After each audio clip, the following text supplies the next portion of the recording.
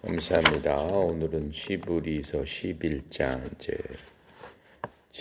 8절부터 이제 할 텐데, 히브리서 11장은 믿음의 장이라고 해서 성경 전체에서 믿음의 장, 믿음에 대한 이야기하면은 히브리서 11장을 누구나 꼽게 됩니다.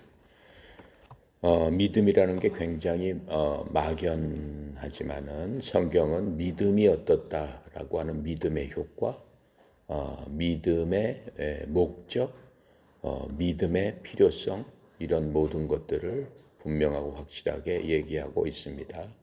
믿음에 대한 정의는 히브리서 11장 1절에서 우리가 자세히 얘기한 것과 같죠.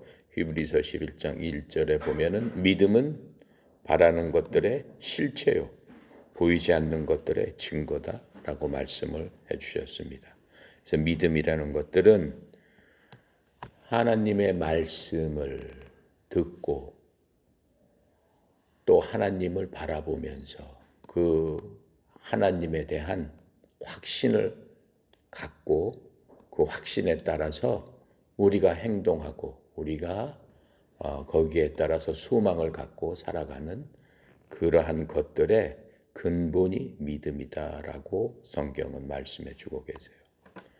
그래서 모든 것들, 하나님과 나 사이의 모든 관계는 믿음에서 믿음에 이른다라고 말씀을 하는 겁니다. 쉽게 얘기하면은 내가 구원받고 하나님을 하나님으로 알게 된 것도 나의 믿음 때문이요. 또 내가 이 땅에 살아가면서 그리스도를 알고 그리스도답게 살고 또 선한 행동을 하고 싶은 마음이 생기는 것도 믿음 때문이요. 이 땅을 떠나가서 하나님께서 말씀하신 대로 영원한 곳에 살게 되는 것도 믿음 때문이다라고 하는 겁니다. 그래서 모든 것들이 믿음으로부터 시작해서 믿음으로 끝난다라고 하는 겁니다. 그러면서 지금 우리한테 말씀해 주시는 것은 믿음의 사람들에 대해서 쭉 얘기를 했어요.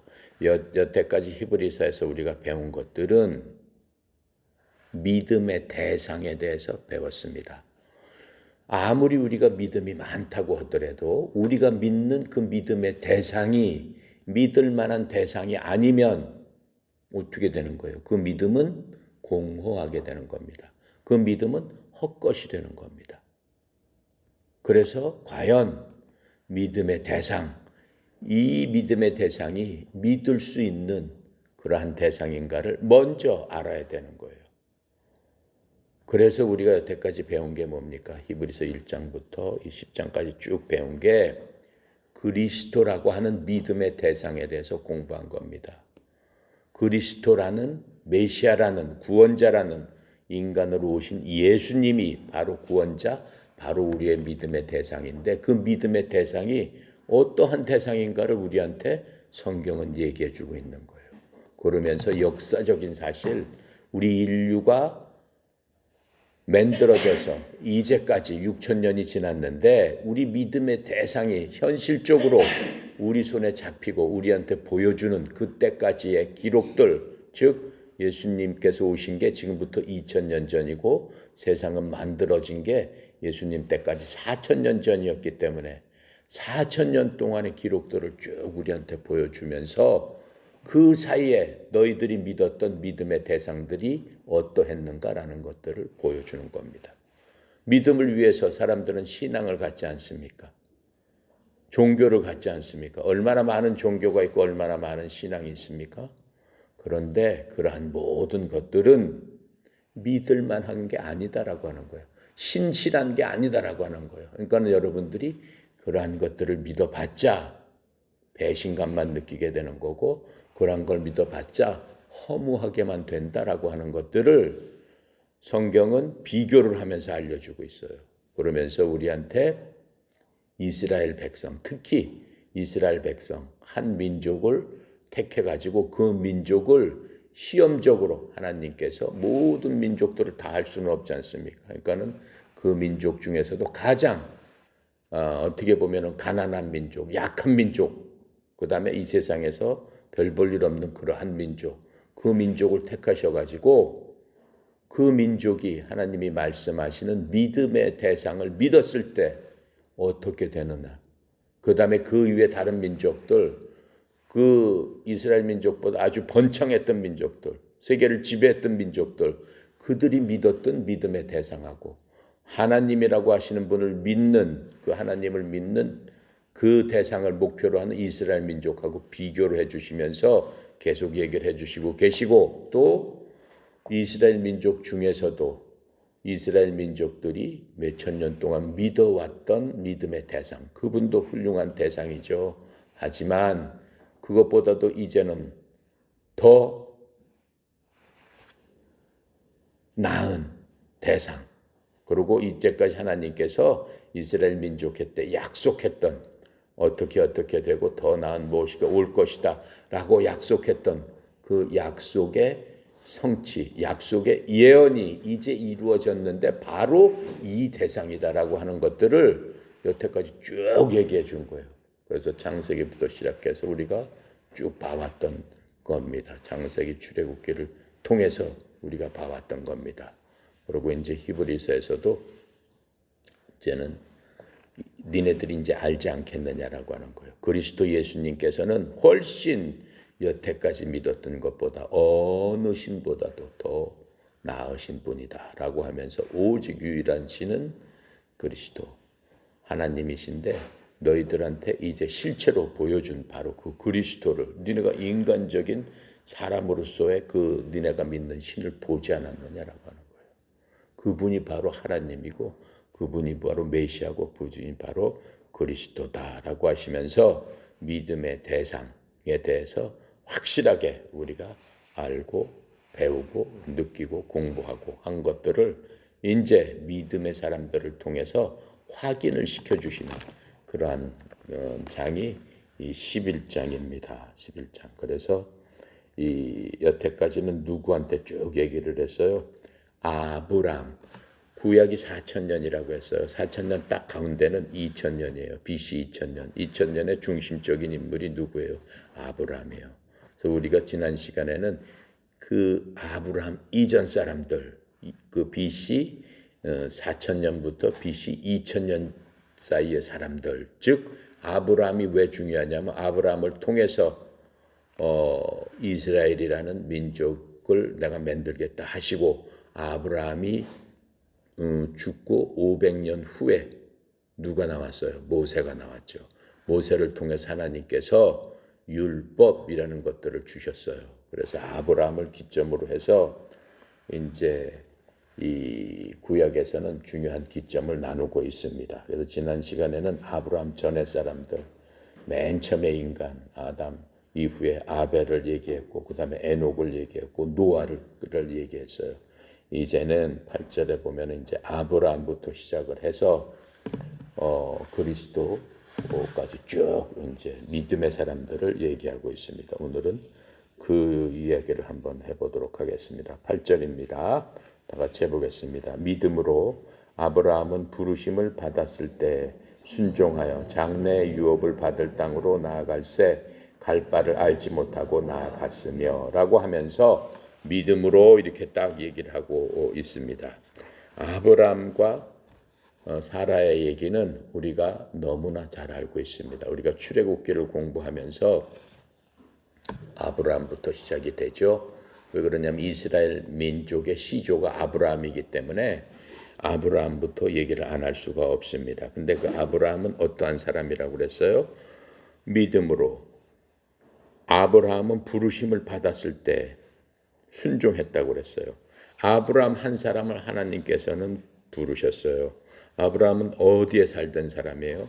갈대아 우르 지방, 메소포타미아 지방의 유프라테스 강, 4대 문명 발상지인 유프라테스 강 근처에 살던 사람이에요.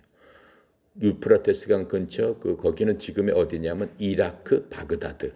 지금 이라크 다 폭격당해가지고 거의 나라가 진멸할 정도로 돼버렸죠. 근데 바로 그 이라크 바그다드에서 태어난 사람이란 말이에요. 그러니까는 아브라함은 이라크 사람이에요. 자, 그런데 이 사람을 하나님께서 창세기 12장 4절에 보면 75살 됐을 적에 부르셔요. 부르셔서 너는 내가 네 아비와 본토를 떠나서 내가 지정할 곳으로 가라라고 하면서 내가 지정할 것이 어디다라고 말씀해 주셨어요? 그 말씀 안 하셨어요. 그냥 떠나라라고 하셨어요. 그래서 여기서 이렇게 나오는 거죠. 아브라함은 부르심을 받았을 때 순종한 장래에 유업으로 받을 땅에 나아갈새 갈 바를 알지 못하고 나아갔다. 갈 바를 알지 못한다는 게 하나님께서 지정을 안 해주셨어요. 너 보따리 짐 싸가지고 부산으로 내려가라라고 하면 부산 쪽으로 가야 되잖아요. 그런 말씀이 없어요. 그냥 떠나라라고 하시니까 어디로 갈까요? 라고 물어보지도 않았어요. 네 하고 그냥 떠났단 말이에요. 그게 아브라함의 믿음이라고 성경은 하나님께서는 말씀을 해주고 계시는 겁니다. 자, 그래서 이 75살 때 하나님을 만나서 그렇게 떠나게 됐고, 이 여기에 대해서는 사도행전 7장 2절부터 5절에서 자세히 그 부분에 대해서 설명을 해주고 계세요. 사도행전 7장 2절부터 5절까지. 자, 내가 읽어볼 테니까. 스테판이 이르되 여러분 부영들이여 들으소서. 우리 조상 아브라함이 하란에 있기 전 메소포타미아에 있을 때 영광의 하나님이 그에게 보여 이르시되 내 고향과 친척을 떠나 내가 네게 보일 땅으로 가라 하시니 아브라함이 갈대아 사람의 땅을 떠나 하란에 거하다가, 하란은 지금의 터키예요. 이라크에서 터키 쪽으로 내려왔어요. 하란에 거하다가 그의 아버지가 죽음에 하나님이 그를 거기서 다시 지금 사는 이 땅으로 옮기셨느니라.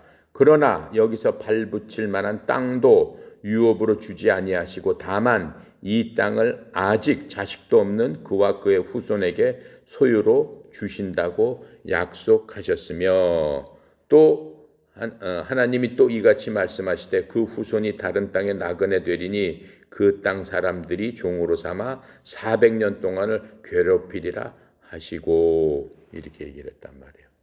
그러니까는 아브라함한테 하나님께서 그렇게 얘기하셨던 것을 지금 사도행전에서 스테파니가 하나님의 그 영감을 받아서 자세히 설명해 주고 있는 거예요. 그때 상황을.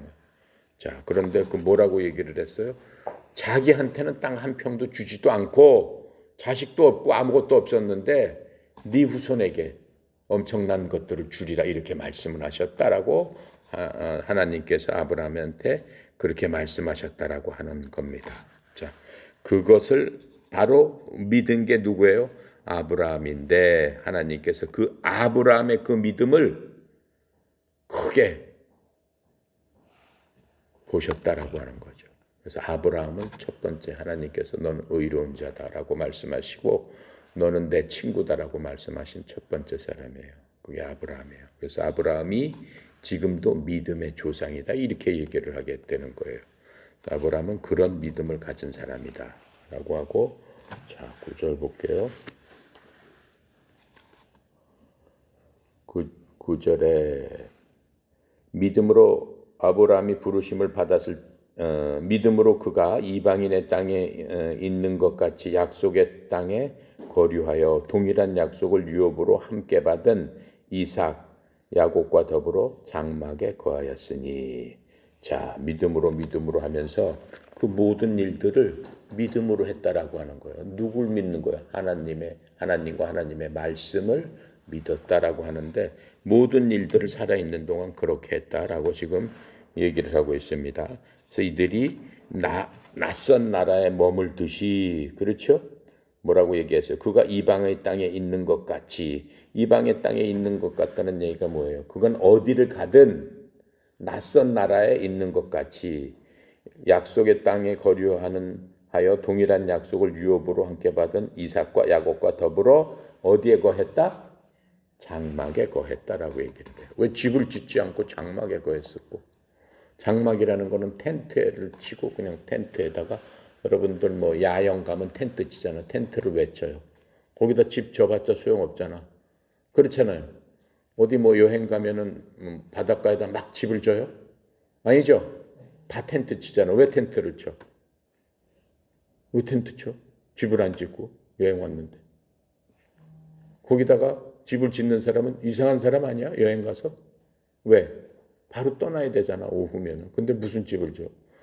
잠깐 머무를 건데. 그러니까 뭐 여러 가지 많은 것도 갖고 가지 않잖아요. 그냥 잠깐 머물고 있을 동안 필요한 것들만 최소한으로 갖고 가가지고 잠깐 텐트를 치고 다시 걷고 간단 말이에요. 근데 아브라함과 그 자손들이 그렇게 했다라고 하는 거예요. 왜 그랬을까요? 왜?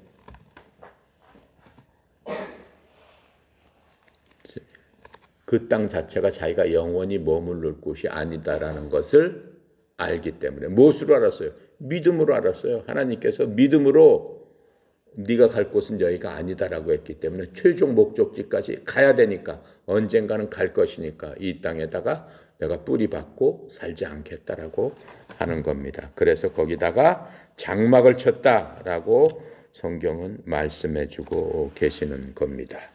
고린도후서 5장 1절에서 그 설명을 하고 있어요. 제가 읽어줄게요. 고린도후서 5장 1절에 보면은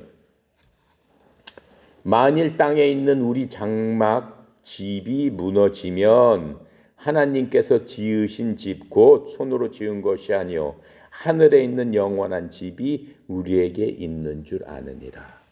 이건 지금 우리한테 하시는 말씀이에요. 우리의 장막집이 무너지면 땅에 있는 우리의 장막집이 뭐예요? 여러분 살고 있는 집이에요? 그 얘기가 아니잖아 지금.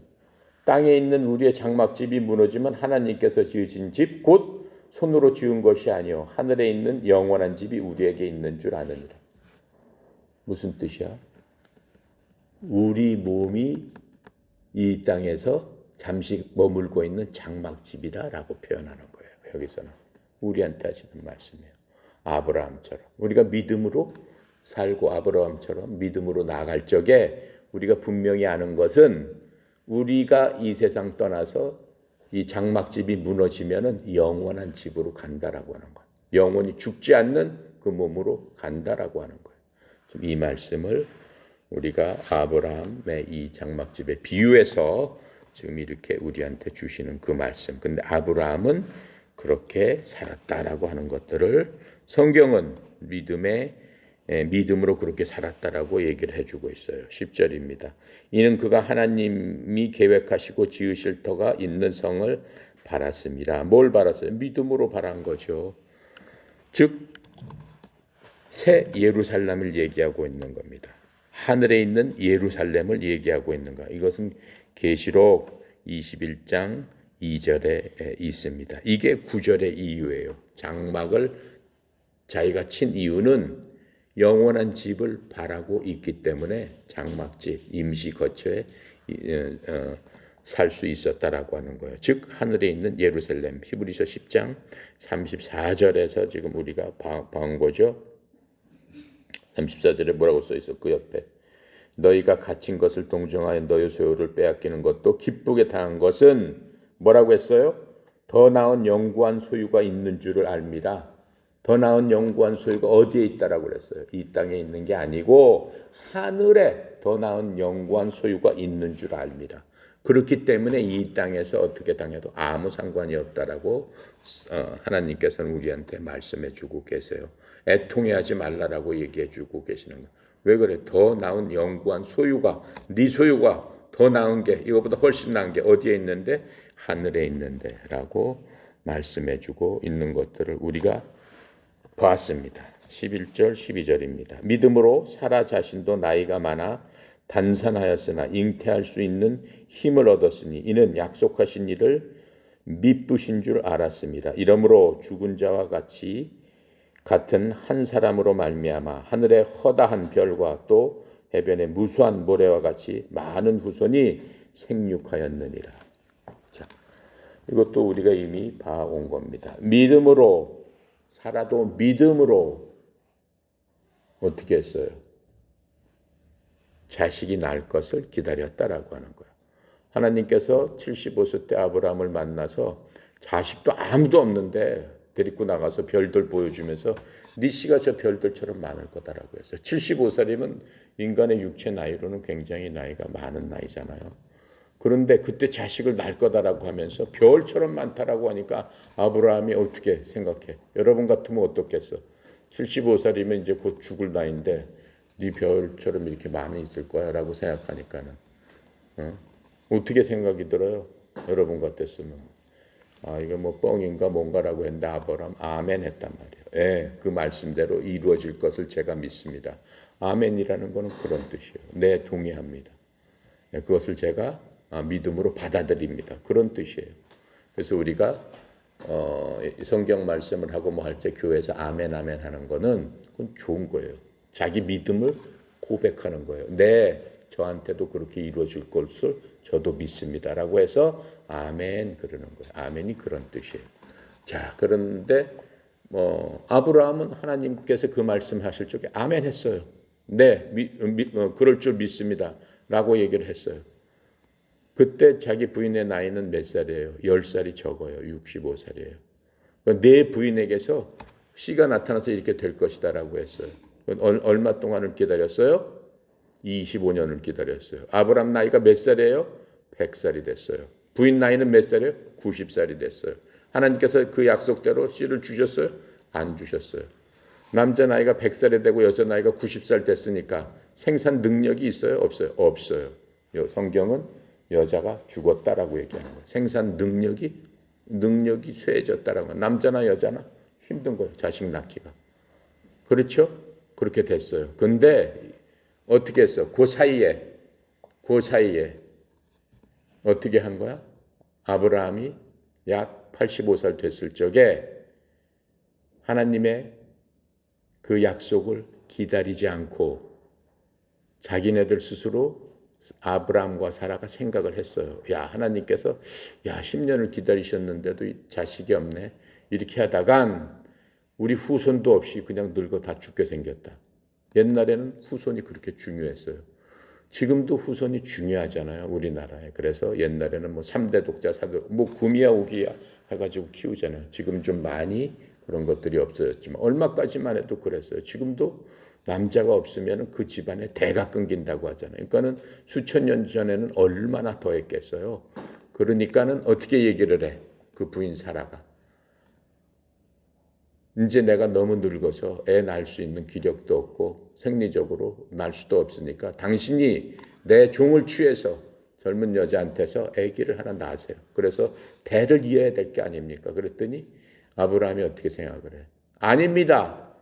그렇게 하면 안 됩니다. 하나님께서 주신다고 했으니까 우리가 믿음으로 기다립시다. 그렇게 했어요? 안 했어요. 알겠습니다. 그렇게 하겠습니다. 라고 해서 그 부인의 종을 취했죠. 그게 누구예요? 하갈이란 말이에요. 하갈한테서 누구를 낳았어요? 자식을 하나 낳았단 말이에요. 그게 누구예요? 하나님께서 원하시지 않은 아들이 낳았단 말이에요. 그 아들 이름이 이스마엘이란 말이에요. 그렇죠? 아브라함의 첫째 아들이에요. 근데 자기 정부인한테 난 것은 아니지. 서자라고 하죠. 보통 우리가 그 서자 이스마엘이 태어났단 말이에요. 그렇죠? 그리고 한 15년 후에 하나님 아브라함이 100살이 됐고 사라는 90살이 됐어요. 그때까지도 하나님께서는 아무 말씀을 안 하세요. 아브라함이 그렇게 한 다음에 100살 때까지 하나님께서는 한 번도 아브라함과 소통을 안 하세요. 말씀을 안 하세요. 아브라함이 100살 때 드디어 하나님께서 아브라함을 찾아오셨어요. 네가 아들을 낳으리라 그래. 그 부인이 그 얘기를 장막 뒤에서 듣다가 뭐라 그래? 웃었어. 내가 이제 다 늙어 빠져서 날 수도 없는데 무슨 아들을 낳는다고 하십니까? 하면서 웃었어. 하나님께서 아셨어. 네가 웃었느냐 그래. 사라가 뭐라 그래요? 안 웃었습니다라고 뻥을 쳐요. 저는 웃지 않았습니다. 그 다음에 어떻게 돼요? 사라한테 아기가 생깁니다. 날 수 없는 상황에서 아기가 생겨요. 응애하고 아기가 태어났어요. 아브라함한테서 101살에 난 아들이에요. 그 누구예요? 100살에 난 아들이 이삭이란 말이에요. 이삭. 그렇죠? 이삭이란 말이에요. 하갈이 난 아들은 어떻게 됐어? 아기가 나니까 아기를 막 구박한단 말이에요. 정식 자식으로 난 아기가 이제 컸기 때문에. 그러니까 사라가 어떻게 저놈을 쫓아내세요라고 얘기를 해. 저놈을 쫓아내세요. 아브라함 마음이 어땠겠어? 아팠겠어? 안 아팠겠어? 아팠겠죠. 하나님께서 뭐라고 그래? 쫓아내라 그러세요. 쫓아내라. 내 자식을 아니다. 내가 얘기한 거는 이삭이다라고 말씀하세요. 그래서 하나님께서 이삭을 한 거예요. 그럼 이 이스마엘이 결국은 누구예요? 하나님 말 안 듣고 자기 육신의 생각대로 아들을 낳는데 그 아들이 어떻게 되는 거예요? 어떻게 되는 거예요? 지금 온 이슬람의 조상이 된 거예요. 온 이슬람교의 조상이 된 거예요.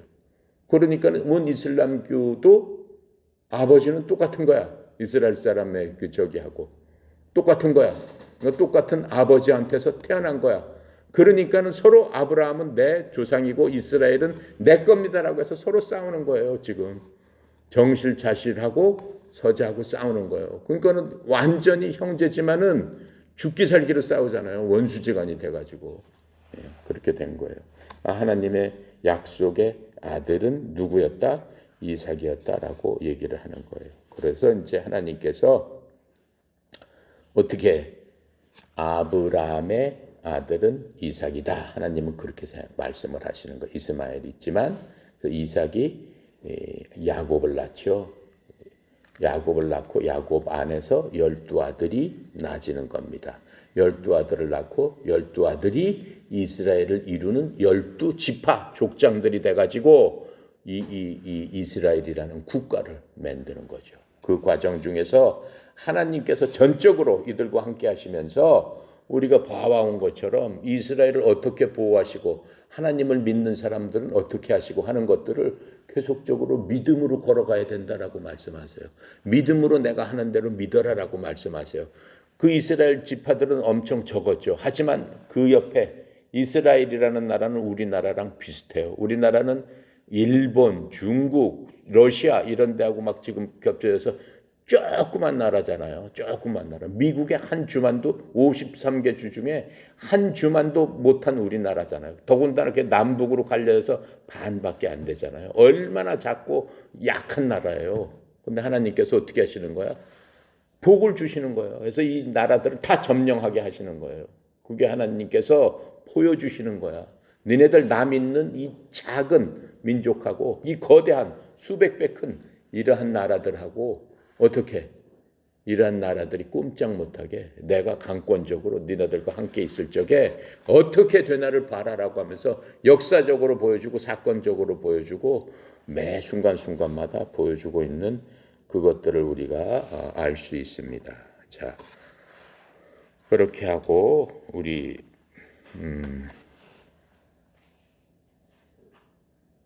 12절 12절까지 했죠? 자, 13절. 이 사람들은 다 믿음을 따라 죽었으며 약속을 받지 못하였으되 그것들을 멀리서 보고 환영하며 또 땅에서는 외국인과 나그네임을 증명하였으니 무슨 소리까? 이 사람들은 다 믿음을 따라 죽었다.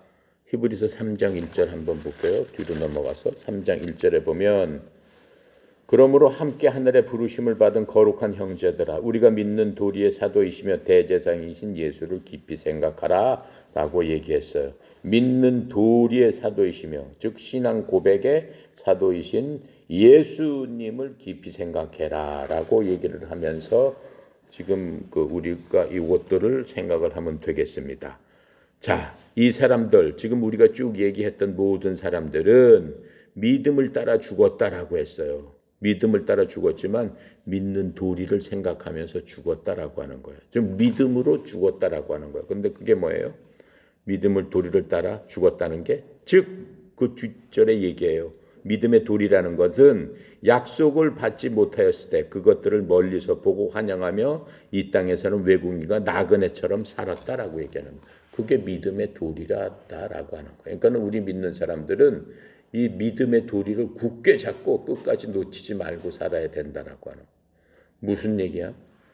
이 사람들은 아브라함이 봤어요, 못 봤어요? 자기가 하나님께서 말씀해 주신 그 모든 것들을 봤어, 못 봤어요? 못 봤어요. 믿음으로만 들어서 자기가 그렇게 될 것이다. 하나님 그렇게 될 줄로 믿습니다. 라고 확신하면서 살았죠. 근데 자기가 사는 동안에 이스라엘이라는 국가가 세워지는 걸 봤어요? 못 봤어요. 자기 자식들이 별처럼 많은 그런 게 생겨나는 걸 못 봤어요. 못 봤어요. 아브라함은 그 자기 죽기 전까지 몇 사람 없었어요. 아브라함은 이삭을 낳았잖아요. 자기 아들 이삭밖에 없었어요. 예. 이삭밖에 없었고 이삭하고 무슨 뭐 자기가 거느리던 사람 그냥 몇백 명 그냥 부족으로 이루면서 그냥 그렇게 살다가 죽은 사람이에요. 그러니까는 국가가 부흥하고 그 땅을 갖다 그 하나님께서 말씀하신 대로 동서남북을 돌아봐라 그랬어요. 아브라함한테. 산에 데리고 올라가 가지고 너 동서남북을 돌아봐. 네 눈에 보이는 모든 네 눈으로 보는 모든 땅은 다 네 거다. 이렇게 말씀하셨어요. 근데 그 땅을 차지했습니다. 못 차지했다라고 얘기해요. 한 평도 못 가졌다라고 얘기해요. 믿음으로 가질 줄로 알고 있습니다. 내가 믿음으로 확신합니다. 라고 하는 생각만 갖고 죽었어요. 그런데 어떻게 됐다는 거예요? 멀리서 보고 환영했다는 얘기가 뭐예요?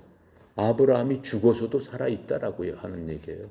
아브라함은 죽었어도 육신으로선 죽었어도 그것들을 다 봤다라고 하는 얘기예요. 아브라함은 부활했다라고 하는 얘기예요. 아브라함 다시 살았다라고 하는 얘기예요. 그러니까는 죽는 게 아니다라고 하는 얘기예요. 죽는 거는 단지 육체적인 죽음, 눈으로 보고 눈, 코, 입 이런 것들이 죽는 거지 영광은 죽지 않는다라고 하는 거예요. 우리가 갖고 있는 인식, 우리가 갖고 있는 기억 이 모든 것들은 하나님께서 그대로 보존해 주신다라고 하는 거예요. 그러면서 멀리서 보고 환영을 했다라고 하는 거예요. 그러면서 이 땅에서는 외국인과 나그네임을 증언하느니라. 그렇게 살았느니라. 즉 아브라함은 자기의 본향으로 갔다라고 하는 거예요. 아브라함은 자기가 진짜 영원히 살 집으로 갔고 이 땅에 사는 동안은 텐트를 치고 장막에서 살았다라고 하는 것들을 얘기하고 있습니다. 자, 14절. 그들이 이같이 말하는 것은 자기들이 본향 찾는 자임을 나타냄이라. 같은 설명입니다. 그들이 이렇게 얘기하는 것은 자기들은 이 땅이 영원히 내가 살 곳이 아니고 내가 살 곳은 하늘나라에 있습니다. 라고 하는 것들을 분명히 알고 이 땅에서도 살았다라고 하는 겁니다. 그 얘기는 우리한테 하고 있는 얘기인데 그게 어디서 있어요? 우리한테 하고 있는 얘기는 그 뒤로 넘어가면은 베드로전서 1장 17절 한번 볼게요. 베드로전서 바로 뒤에 있죠. 1장 17절. 야고보서 다음에 베드로전서입니다. 1장 17절에 보니까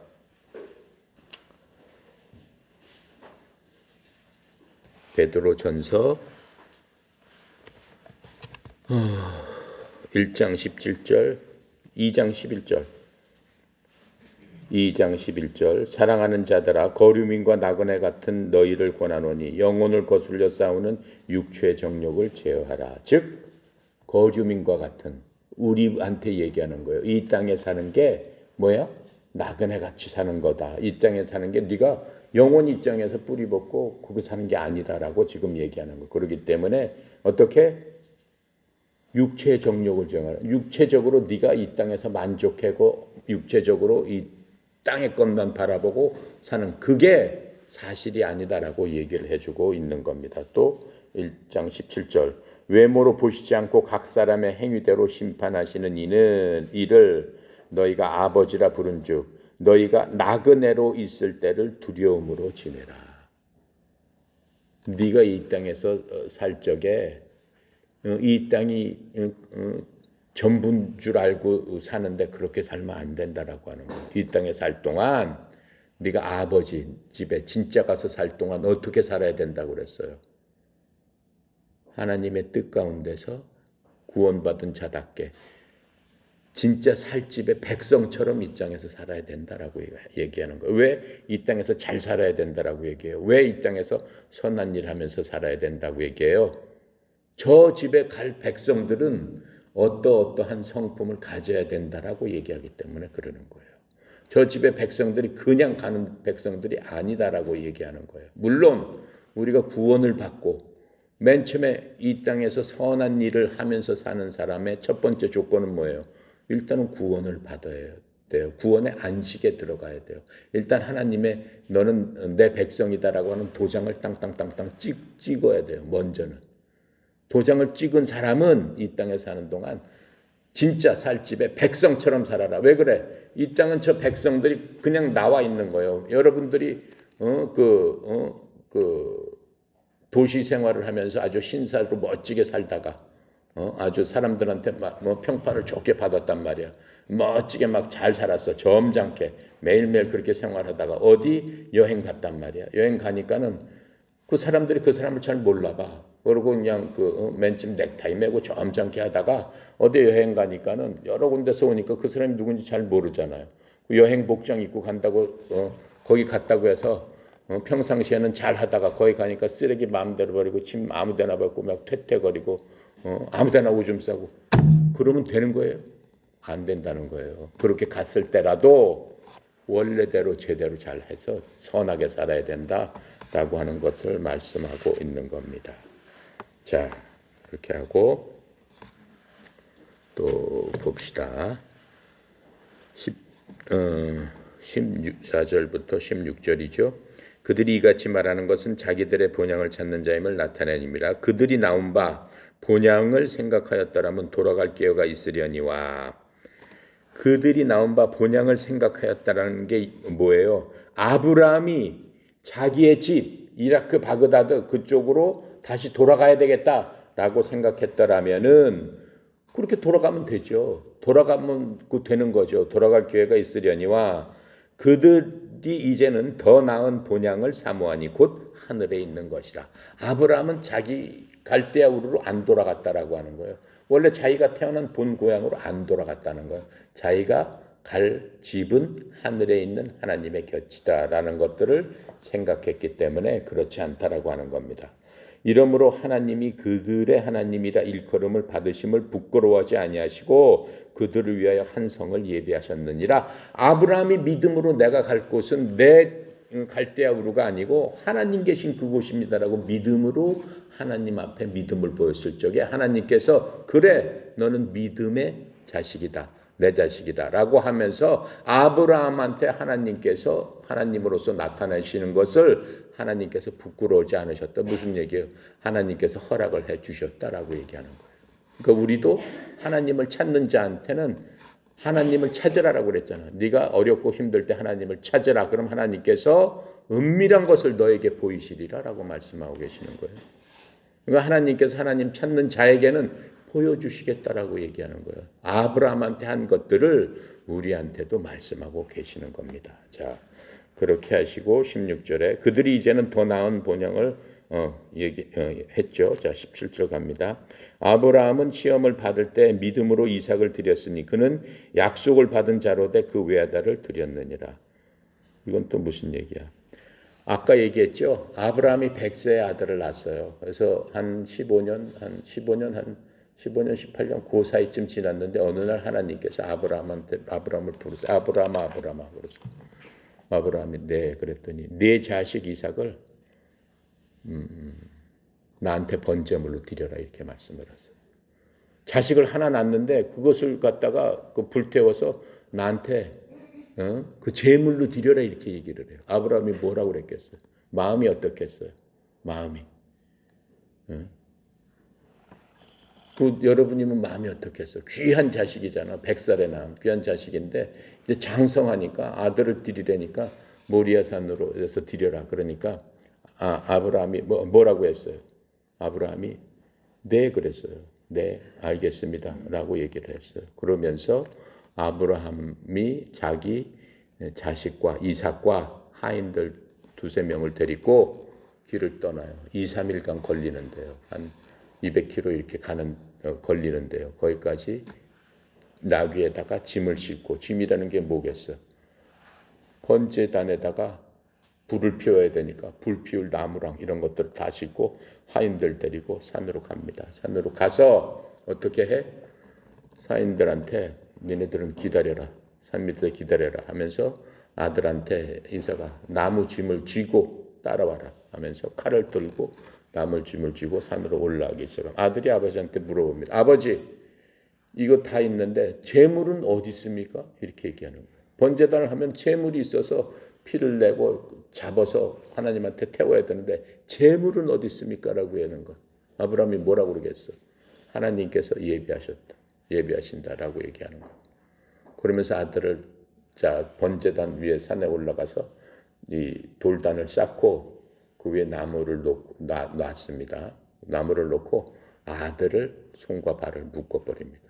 알을 묶고 그 제단 위에다가 올려놨습니다. 올려놓고 칼을 들어서 아들을 내려칩니다. 내려치는데 하늘에서 음성이 들립니다. 천사가 아브라함아 멈춰라 그럽니다. 아브라함아 멈춰라. 내가 뭘 알았다?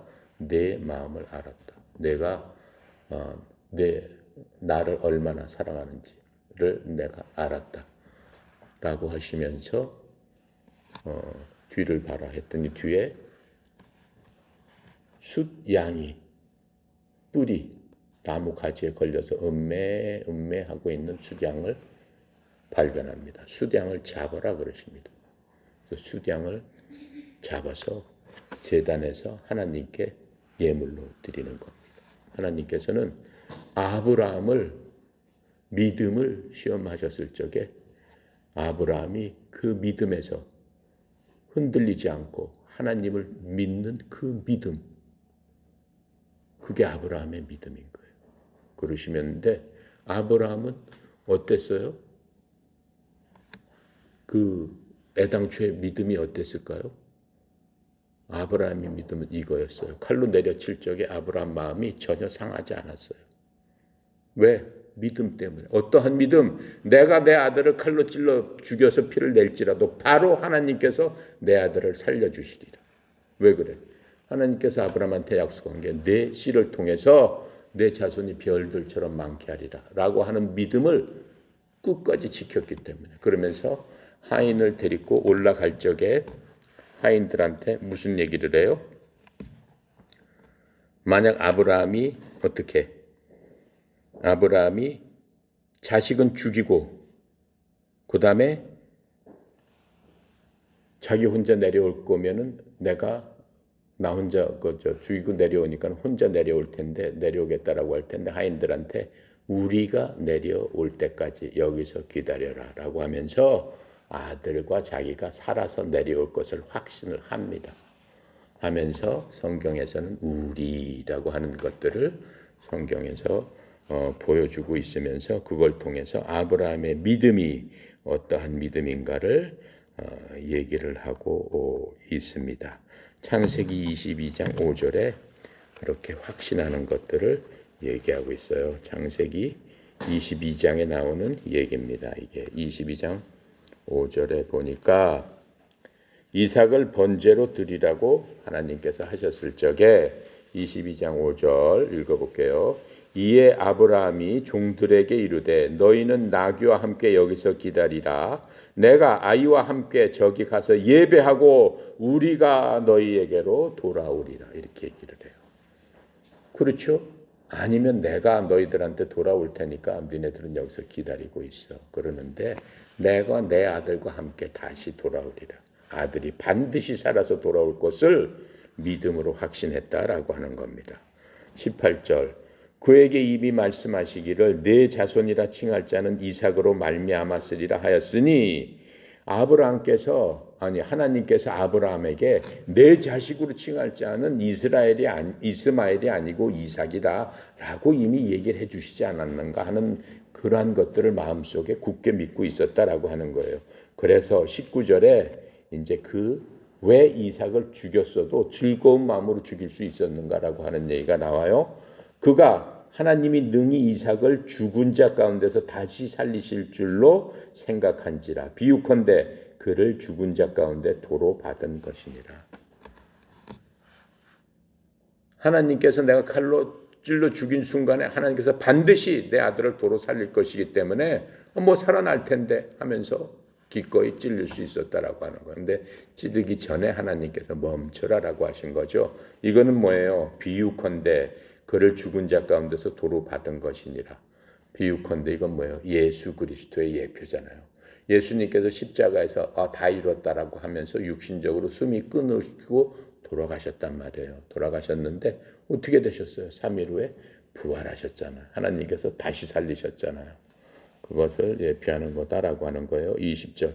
믿음으로 이삭은 장차 있을 일에 대하여 야곱과 에서에게 축복하였으며 무슨 얘기야? 아브라함의 아들이 이삭이죠. 아브라함의 아들이 이삭이에요. 아브라함의 아들이 이삭인데 이삭은 어떻게 했다고 그랬어요? 야곱과 에서에게 축복을 했죠. 야곱과 에서에게는 또 뭐예요? 야곱이 축복받은 거는 간교한 꾀로 형을 속이고 야곱이 받은 거예요. 이삭에게는 아들이 둘이 있었는데 둘이 쌍둥이에요.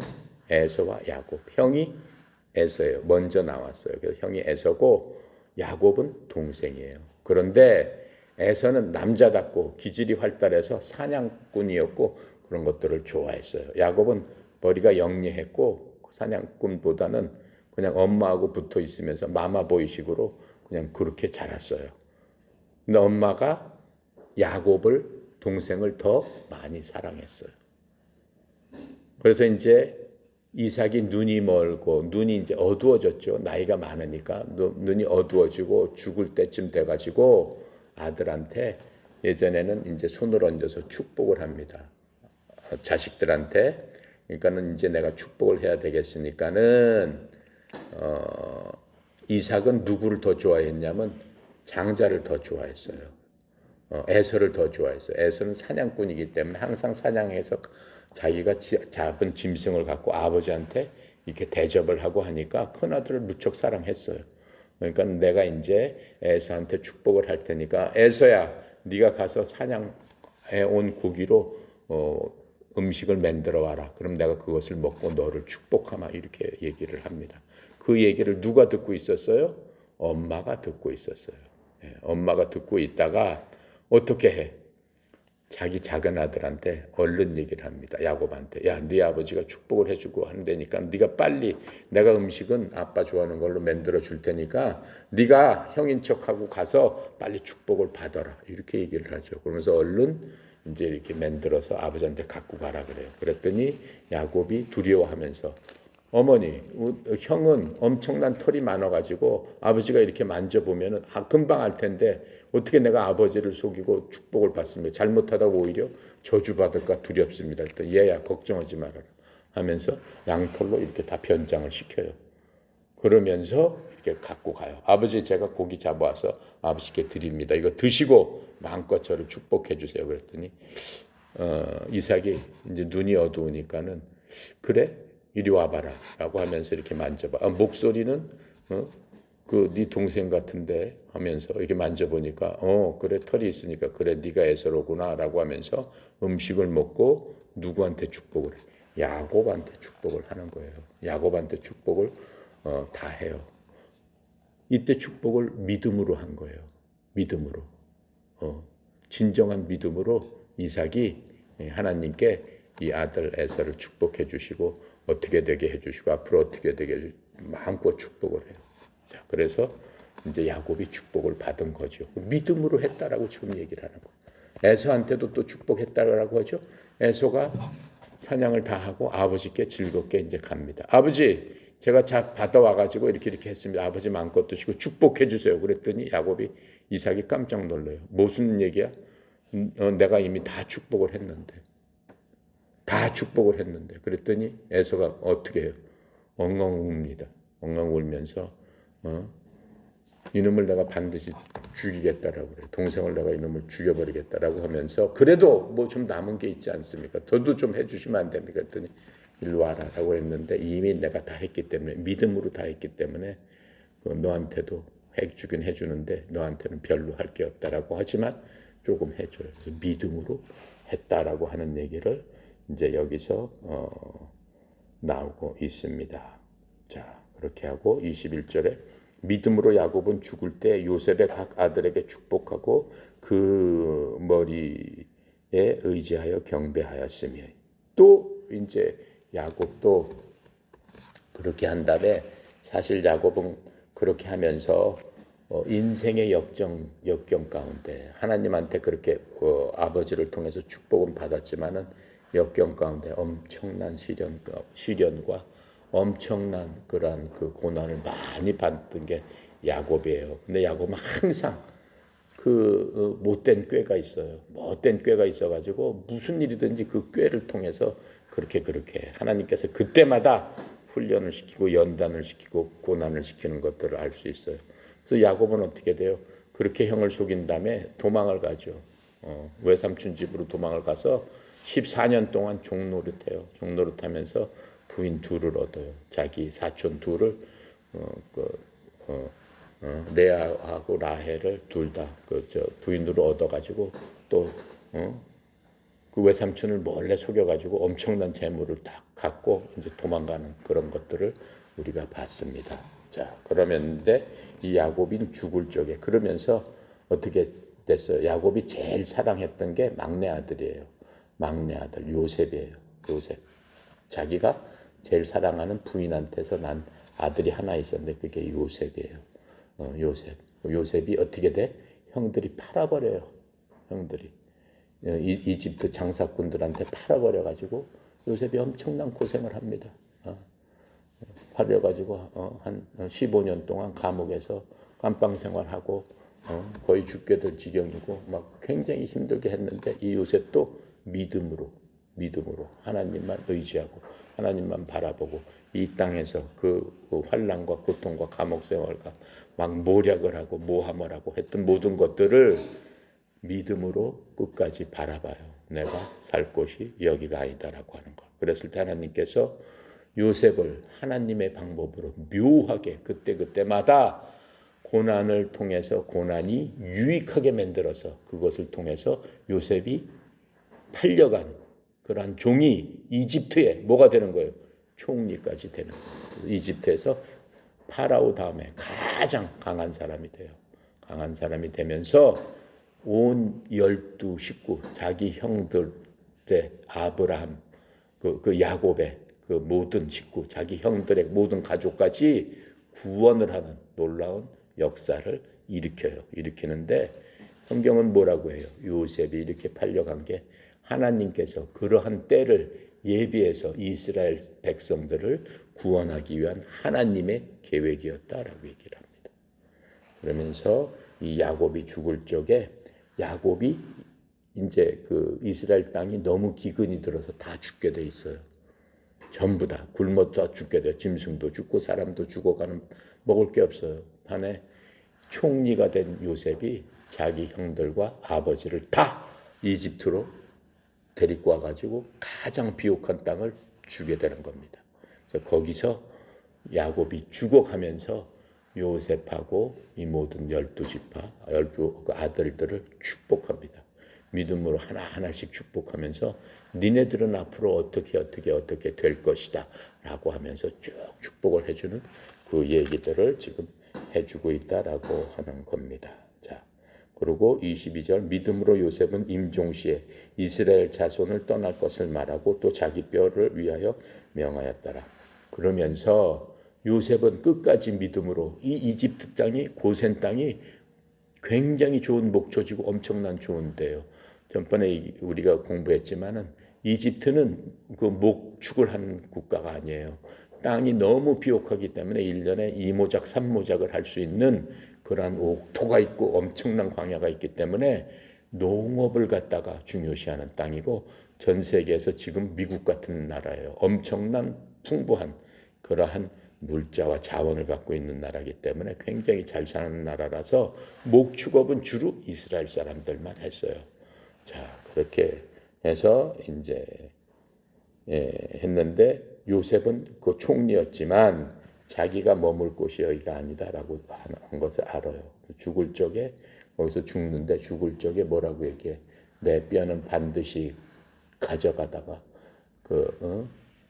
보니엘 그죠 아버지가 있는 그쪽에다 나를 이스라엘 하나님께서 얘기한 약속한 그 땅에다가 묻어다오라고 얘기를 해요. 반드시 내 뼈를 가져가라라고 믿음으로 임종 때 얘기했다라고 얘기를 하는 겁니다. 자, 이제 거기까지 하고 그 다음에는 이제 모세가 딱 나오면서 어떻게 되는 거예요? 이집트에서 430년 동안 어떻게 그 땅에서 요셉이 살았을 적에는 이 가족들이 말하자면 로얄 패밀리야.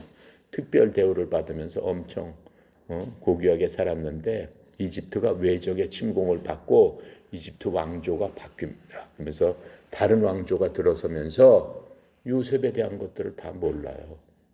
그리고 요셉은 다 이집트 사람들도 아니잖아. 이방인 사람들이잖아. 다른 나라에서 이민 온 사람들이잖아. 왕조가 바뀌면서 어떻게 돼? 이 사람들을 다 노예로 그냥 다 그 나라에서 삼아버려요. 그러면서 400년 동안 엄청난 고생을 하게 됩니다. 근데 하나님께서는 아브라함한테 미리 말씀해 주시는 것을 우리가 배웠어요. 네